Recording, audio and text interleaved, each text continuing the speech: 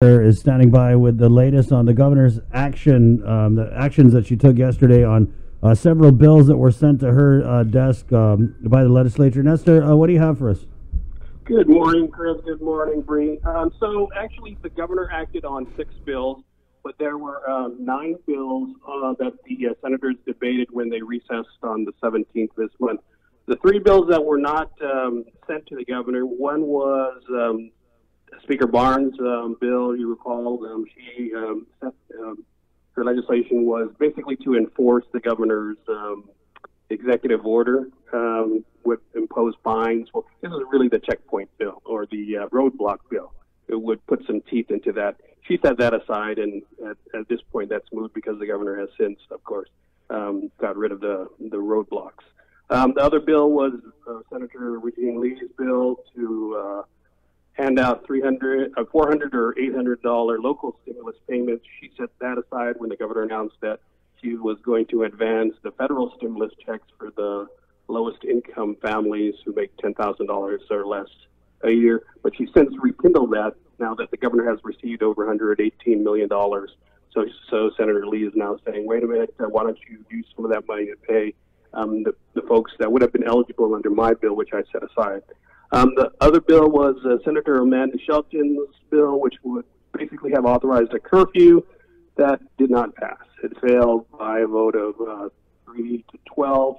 The 3 who voted for it were Senator Shelton, the Speaker, and the Vice Speaker. So those 3 measures were off the table. The 3 measures that the governor signed was Senator Mary Torres's bill, which waives the requirement for a 2% set aside of the total revenues for a rainy day fund. The other 2 had to do with the Department of Education.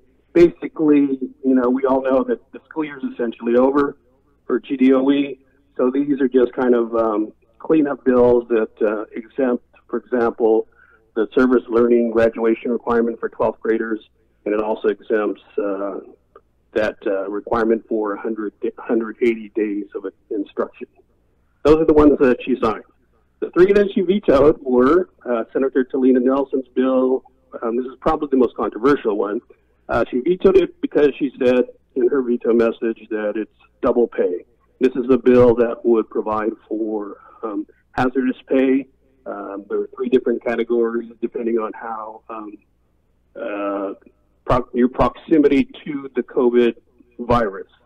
So it went from 25% to 15% or 10%, depending on how close you are to, or how vulnerable you are rather to being infected.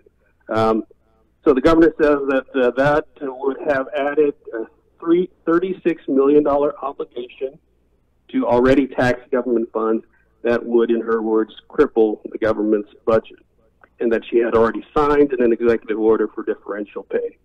So this would have made it retroactive for both the pay differential and the hazardous pay, and that's the reason why she vetoed it. And then there were 2 bills by Senator Therese Terlahi, and I believe we have Senator Therese on a little later. She could probably, she could explain it much better than I could, what the purposes of those bills were, but according to the governor's veto message, she vetoed Bill 333 because it places additional reporting and implementation requirements, but those are already required by federal law, so she said that was legislative overreach in her words. And the other one was Bill 336, which she says, while it calls for expedited procurement of critical emergency equipment, it does not grant new procurement authority. So you're telling me to, in other words, if I can interpret what she's trying to say, she's saying you're telling me to expedite procurement, but you're not giving me authority to procure it. And you can have Senator Therese respond to that. I'm sure she's got plenty to say. And so that's the rundown. 3 vetoed, 3 signed, and 3 didn't make it. Well, thank you, Nestor. We do have Senator Terlahi on the line, so we'll go ahead and just get right over to her. Appreciate it, Nestor. Thank you. Real quick, can you tell us what are you working on for today?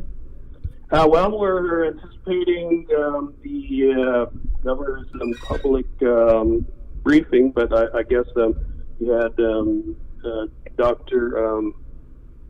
Felix on saying that it will not be her present because she's busy dealing with the eventual recovery plan. Right. So I think the medical experts will be the ones we'll be talking to. Right, yeah, so we did get a message on our COVID-19 press conference chat from Janela Carrera, the governor's communications director. Confident Media Partners, there will be a press conference today via Zoom at 1 p.m. However, it will only be with the state surgeon cell. The governor and DPHSS director Linda DeNorsi will not be available as they will be touring military sites. Okay. Going on base. Okay. All right. Thank you, Well, Nestor. no, I wanted, before we go, yeah. we're actually launching your new show today. Yeah. I'm really excited about it. If you want to tell people about In Full Zoom. InfoZoom, yeah, thanks. Well, today we have Simon Sanchez on, and then we also have invited from the real estate experts, Liz Duenas and Gina Campos, to talk about how this COVID-19 crisis is affecting their respective businesses and companies, and what their plans are once we do emerge from this, how to get back into a thriving business. What are the challenges, and what do they need from the government to help them out? Because this is going to be a very difficult situation.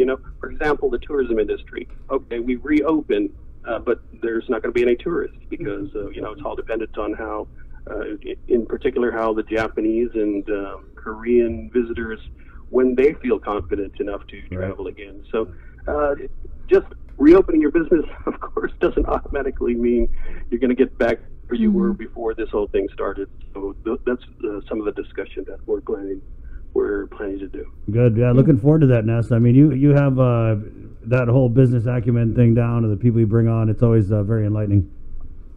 All right. All right. Thank you, Ness. Nestor. Wash your hands. Thank you. Yeah, I will. Okay. Nestor Licanto, the Walter Cronkite of Guam, as he's been called in our Facebook comments.